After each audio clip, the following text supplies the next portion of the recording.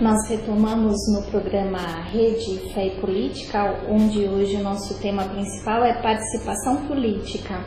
E nisso eu queria retomar o nosso tripé da Pastoral Fé e Política, que é a formação, a oração e a ação. O agir da pastoral, ele vai estar sempre iluminado pela palavra de Deus, mas em comunhão e com um olhar na realidade, o que é que naquele momento, naquela situação, se faz necessário para que a Pastoral Fé e Política exerça a sua ação pastoral.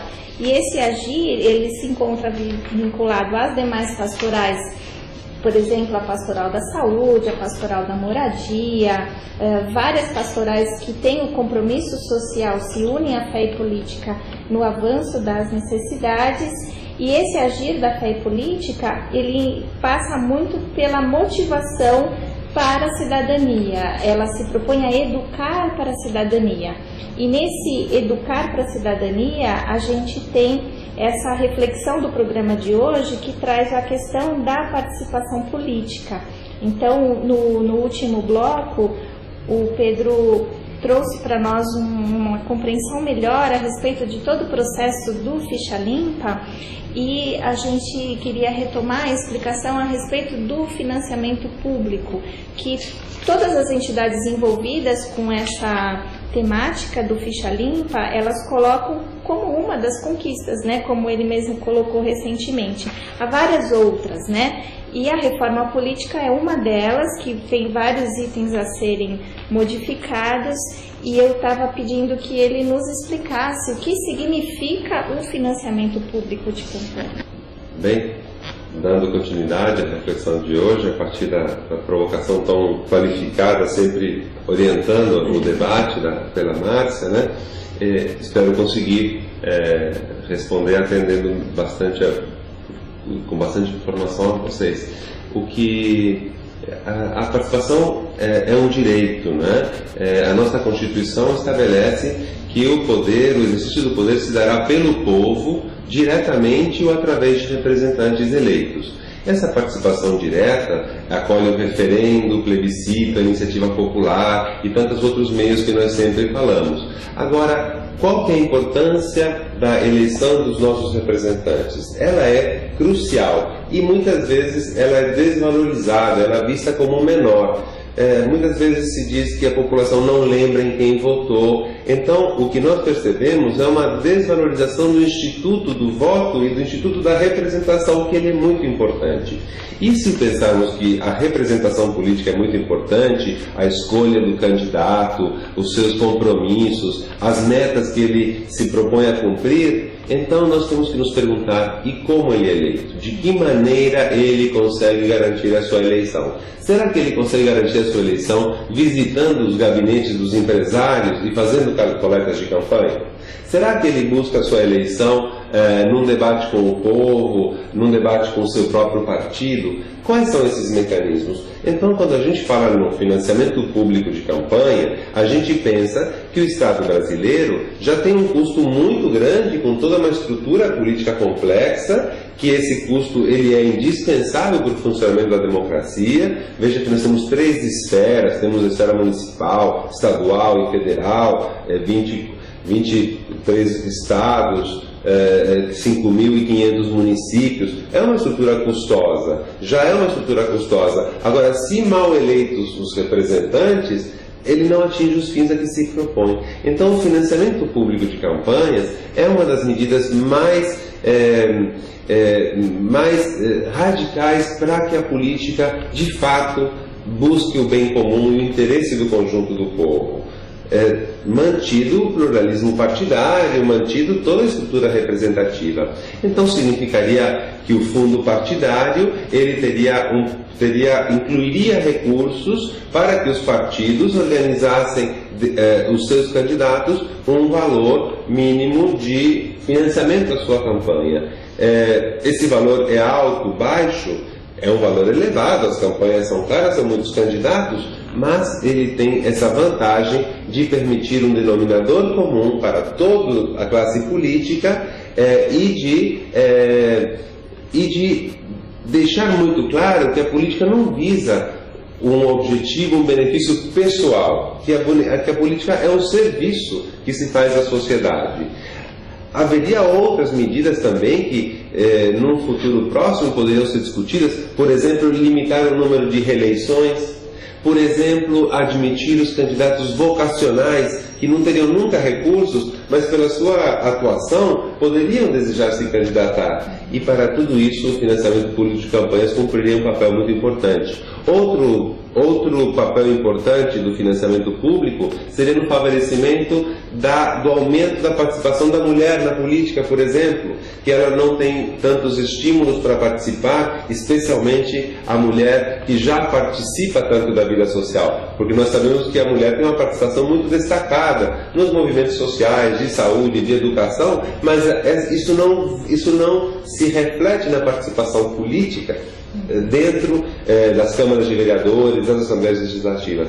Então, o financiamento público de campanhas teria um papel importante, junto com outros mecanismos, para permitir que a política se aproximasse mais do bem público e a política expressasse melhor a diversidade da própria sociedade no parlamento. Mais representantes dos movimentos sociais, mais representantes mulheres, e uma democratização dos partidos seriam outros elementos que seriam favorecidos com esse instituto.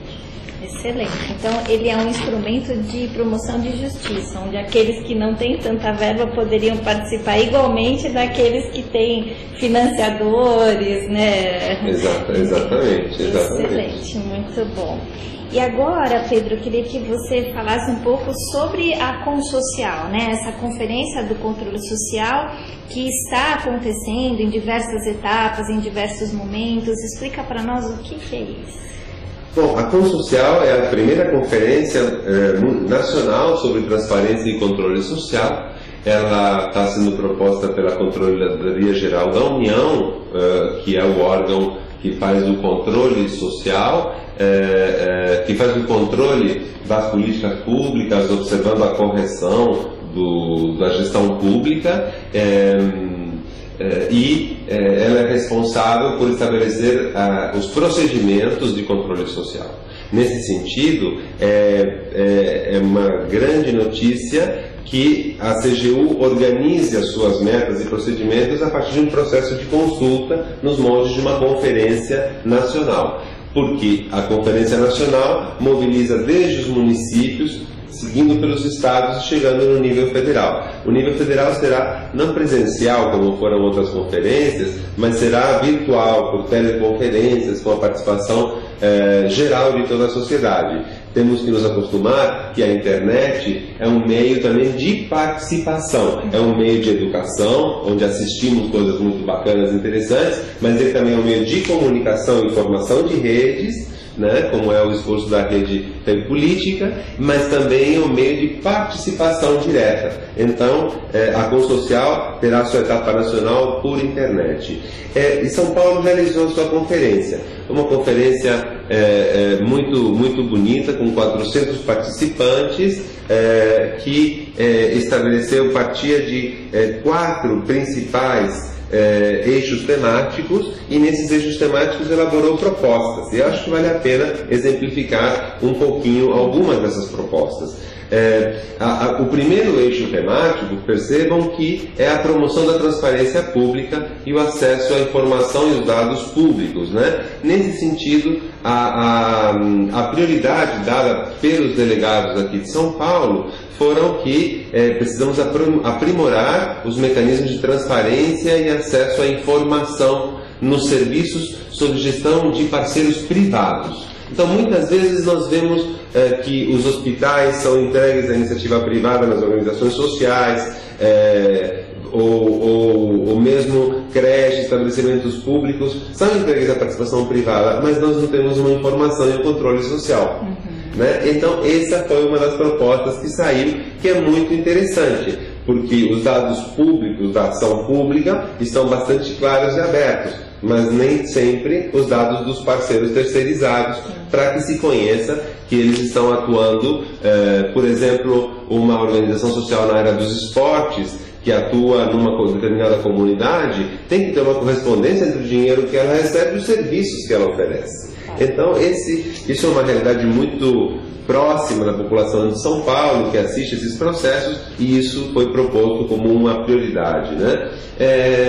Outra diretriz importante, outro eixo temático fundamental, foram os mecanismos de controle social, engajamento e capacitação da sociedade para a gestão pública. E aqui foi proposto introduzir nas escolas públicas e particulares a matérias com noções de cidadania, trabalhando a ideia da cidadania, trabalhando a ideia da responsabilidade das pessoas dentro do seu processo de vida, dentro do seu bairro, da sua região, trazendo esses conceitos de democracia participativa, né? Então isso foi uma proposta interessante. A outra repete algo que já foi falado, que dentro desse mesmo eixo, a obrigatoriedade da implantação do plano de metas para que a população possa acompanhar o que é feito pelo poder público. Também o eixo temático da atuação dos conselhos de políticas públicas, que andam tão debilitados, né? Muitas vezes burocratizados ou muitas vezes sem instrumentos efetivos de controle social. Então, esse tema também foi abordado com garantir a efetiva atuação dos conselhos de políticas públicas, com estrutura, que sejam consultivos, mas também deliberativos, com poder de decisão sobre o financiamento público, ou seja, ampliando a sua participação, que vai desde o plano plurianual, o plano macro-orçamentário, passando pela lei de diretrizes orçamentárias, ou seja, que a sociedade participe na hora de definir para onde vão as verbas, e não somente após que as definições já estão feitas no controle da execução das políticas. Então, uma participação mais ativa na produção da peça orçamentária, dos conselhos, instrumentos e fortalecimento deles para que eles interfiram de fato nas prioridades e depois tenham estrutura para acompanhar a execução dessas prioridades. Acho que a Consocial ela cumpriu a sua meta, né? E ela elegeu 53 delegados,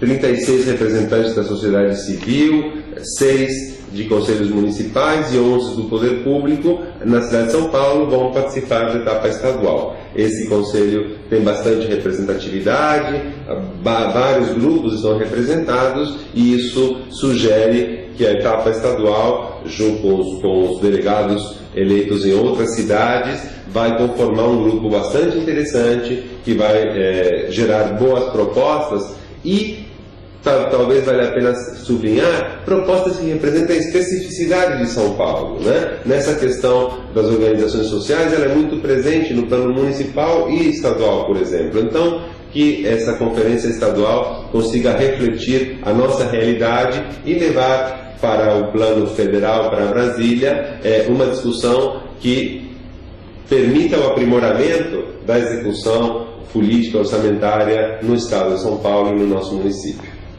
Excelente. Então, 4 eixos temáticos e 20 propostas que foram sistematizadas, né?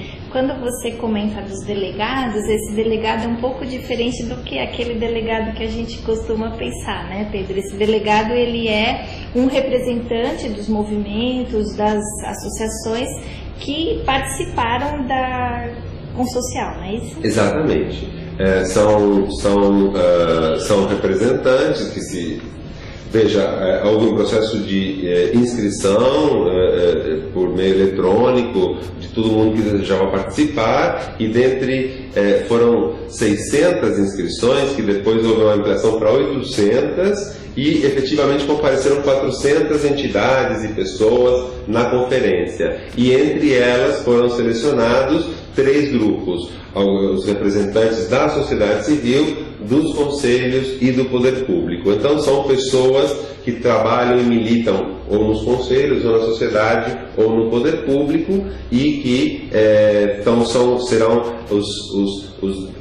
vão por delegação, serão aqueles que terão um mandato de representar o conjunto dos participantes e o conjunto da sociedade paulista na etapa estadual. Então, acho que se destaca aqui que nas regras da Conferência Nacional de Controle Social há uma grande prevalência dos representantes da sociedade civil, né? Porque às vezes você tem mecanismos que a sociedade civil participa de uma forma minoritária, né? Então, nesse assunto, felizmente houve a força da sociedade civil presente, né?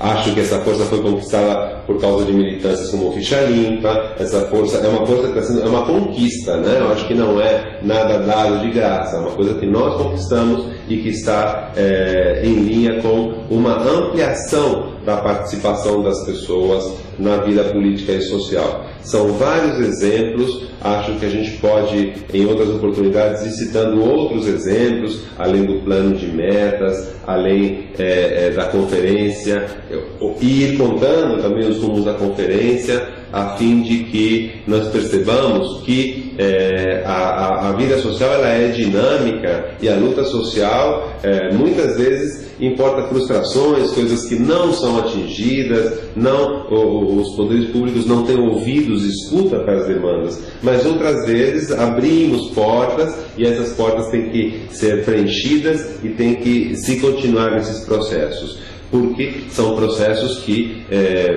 melhoram a qualidade da política, melhoram a qualidade dos representantes, e isso vai ter um impacto na aprovação de leis mais adequadas para a nossa vida, para o nosso futuro, no aprimoramento do desenvolvimento econômico, na melhoria das políticas públicas de uma maneira mais geral. Sim. Eu queria te pedir um esclarecimento, Pedro, quando você falou dos conselhos. A campanha da Fraternidade desse ano, ela trata do tema da saúde e há uma motivação muito grande para que as pessoas se envolvam nos conselhos, né? E aí você falou que os conselhos podem ser consultivos, deliberativos. Explica para nós o que é isso, como é que é o conselho, né? Essa participação popular no conselho, que não é só representação popular, e qual é essa diferença? Os conselhos foram instituídos pela Constituição de 88, que não à toa se chamou Constituição Cidadã, porque instituiu vários mecanismos, né? E alguns deles que precisam ser ainda regulamentados. Então, ela às vezes tem algumas coisas, são uma promessa que ainda não está cumprida, como, por exemplo, as regras da participação no referendo, que são, às vezes, um número de assinaturas excessivo, e temos ainda muita coisa a avançar e regulamentar. Os conselhos é um exemplo que foi logo instituído desde o início, e já temos um percurso que nos permite avaliar e observar o que aconteceu.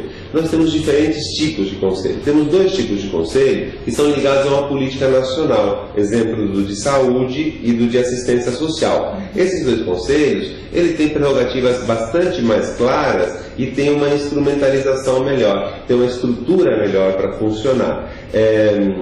Os conselhos da saúde, eles têm algumas instâncias deliberativas que são fundamentais para a construção da política do SUS, da política unificada de segurança pública, de saúde.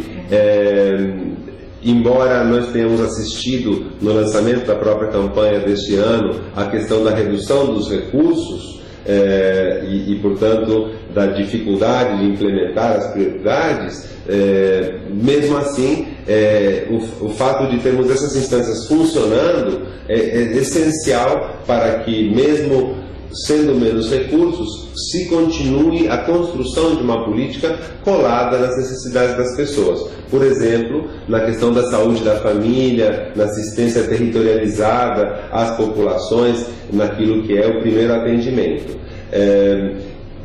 Como construir aspectos mais sofisticados da política se não tem conselhos fortes? Então, eu acho que a gente deve enaltecer e sempre estimular a participação das pessoas e dos movimentos organizados ligados à área. Outros conselhos, às vezes não atingem o mesmo nível de institucionalidade, de fortalecimento, permitindo às vezes ser um pouco de joguete na mão de certos interesses, ou corporativos, ou dos próprios governantes, que modificam a sua configuração. Um conselho que estava previsto e com o qual havia um compromisso é o Conselho de Representantes das Subprefeituras. E, ao invés de ser discutida a sua implantação, lá atrás, há 2 mandatos atrás, quando entra o prefeito Serra, naquele momento, depois passa o poder para o Kassab, se esquece desse compromisso, né? E com isso, aos poucos vão se fechando os canais de diálogo da população com as subprefeituras. E hoje o diagnóstico, então, acho que tem 2 coisas. Uma é não ter sido implantados os conselhos, e outra, se fechar as portas para a participação da população. Se você tem um conselho, o caminho de acesso ele está dado, está garantido. Então, houve um duplo processo de não detalhamento e implementação de conselhos, que poderiam ser eleitos ou poderiam ser por indicação, com representatividade. Tinha vários mecanismos que poderiam ter sido adotados, mas para além disso houve um fechamento dos canais de diálogo, e com isso a população fica perdida para tirar uma licença de trabalho ambulante, para poder pedir alguma reivindicação de um calçamento de rua, de uma iluminação pública. Quais são os canais que a gente tem? Então, devemos pensar que as políticas públicas, elas não sucedem para criar instâncias, mas as instâncias são meios fundamentais para encaminhamento de propostas, para participação, para maior transparência. Eu acho que essa leva de conquistas, como a Lei da Transparência da Informação, a Ficha Limpa, etc., vai dar um grande estímulo para a maior participação das pessoas nos conselhos, no dia a dia. Naturalmente, uma visão otimista e uma visão também de convite às pessoas a participarem mais, a se envolverem mais, ainda, sobretudo, nos momentos privilegiados, são os momentos que a campanha política abre várias discussões. Esses momentos são fundamentais para as pessoas se organizarem, estabelecerem suas prioridades e demandas, para quando os políticos começarem a visitar os bairros, encontrem uma população fortemente organizada, uma população com bastante clareza das suas demandas, e que com isso façam com que os políticos se adaptem às necessidades do povo e não o inverso. Então, o conselho que tem a deliberação é o da saúde e... O da saúde e da assistência social estão dentro da política geral, nacional, das suas respectivas áreas. Então, a sua fala, a sua escuta compõe a política, participa da política de uma forma mais ativa e mais intensa, mais orgânica. Então, seria impensável a política de assistência social, a política de saúde, sem conselhos atuantes, cujas deliberações vão de baixo para cima, desde o nível local até o nível federal, somando e robustecendo as deliberações que nascem do próprio povo. E aqueles que são considerados como consultivos, eles são instrumentos de participação popular, mas dentro de uma outra ação. Dentro de uma outra perspectiva, que é a perspectiva da oitiva, da escuta do povo para submeter os planos, para conhecer a opinião do povo sobre os planos numa determinada área, ou pedir sugestões, ou mesmo lugar onde se vocalizem reivindicações da sociedade, mas sem uma obrigatoriedade do poder público de atender, sem uma relação mais clara no que diz respeito também à resposta disso para o conjunto da sociedade. Mas eles têm uma enorme importância também. o caráter do Conselho não se esgota em ser consultivo e deliberativo. Também há outros mecanismos, como a forma como são compostos os seus membros, que seja mais transparente e democrática, essa é uma questão fundamental, ou que esses conselhos desfrutem de uma mínima estrutura pela qual se consiga organizar informações, se consiga secretariar a atuação desses conselhos, para que eles não se tornem apenas uma reunião de pessoas bem intencionadas, de pessoas que doam o seu tempo, mas para uma estrutura ineficiente que não consegue funcionar. Então, num cenário ideal de que tivéssemos conselhos de representantes, né, podíamos pensar várias formas. Seria votando delegados que depois indicassem os membros do conselho. Eu acho que quanto mais as regiões, os distritos, as subprefeituras fossem mobilizadas por um mecanismo de escolha de representantes, de candidatos potenciais, de indicação de pessoas que a comunidade sente que determinada pessoa pode representá-lo bem, esse tipo de mecanismos vai engrandecer a gestão pública numa cidade tão gigante como São Paulo, vai ajudar uma descentralização e vai ajudar a que os próximos governos, a ação local, regionalizada, tenha mais eficiência e consiga depois maiores recursos para a execução das políticas locais e não restritos a uma mera zeladoria urbana. Imagina você que as nossas subprefeituras, metade delas tem tamanhos do tamanho, do porte de grandes municípios. Então nós temos subprefeituras de 200, 300 mil habitantes, que é a população de cidades grandes como Rio Claro, Limeira, Piracicaba e outras. Então essas não se compreende que a descentralização tenha sido revertida e tenha sido tirado poder das subprefeituras nesses últimos anos. Excelente. Então agora eu queria que você fizesse as considerações finais a respeito desse tema de hoje, que é a democracia participativa. Bom, eu acho que a gente fez um diálogo tocando um pouco em vários assuntos muito importantes, né? Uma coisa, estamos construindo uma nova geração de demandas para a classe política, para o próprio Supremo Tribunal Federal, que tem que reagir e corresponder ao intuito. Uma desses exemplos foi o exemplo pelo qual o plano de metas foi acolhido no governo federal e agora virou uma PEC, virou uma proposta de emenda à Constituição que fixe a importância do plano de metas.